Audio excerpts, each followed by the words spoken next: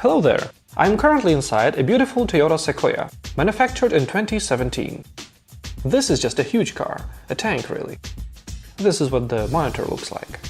Anyway, our client had a problem. Because the car is so huge, he couldn't see anything in front of it. And so, he asked us for help. So, what did we do? Well, we used a device that we've manufactured ourselves. It's called RFCC, Rear Front Camera Control. Let's see how it works. Press the mode button twice, and image from the front camera will be displayed on your screen.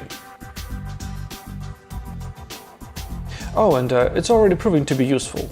See, we managed not to hit this coil in front of the car. That's not all though. These are up and down buttons, and they're not here just for the show. Press down, and image switches to the rear camera. Up, and we're back to the front camera image. Camera switches off automatically after a set time, about 30 seconds, or after reaching a certain speed, about 20 km per hour. Finally, if you press and hold the up button until you hear a beep, image from the front camera will remain on the screen until you switch it off.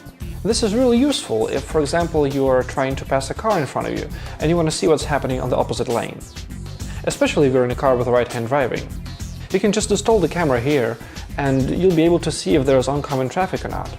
It's also very useful if you want to see what's happening behind the car, for example if you lost a wheel or something. To go back to the menu, just press the mode button once.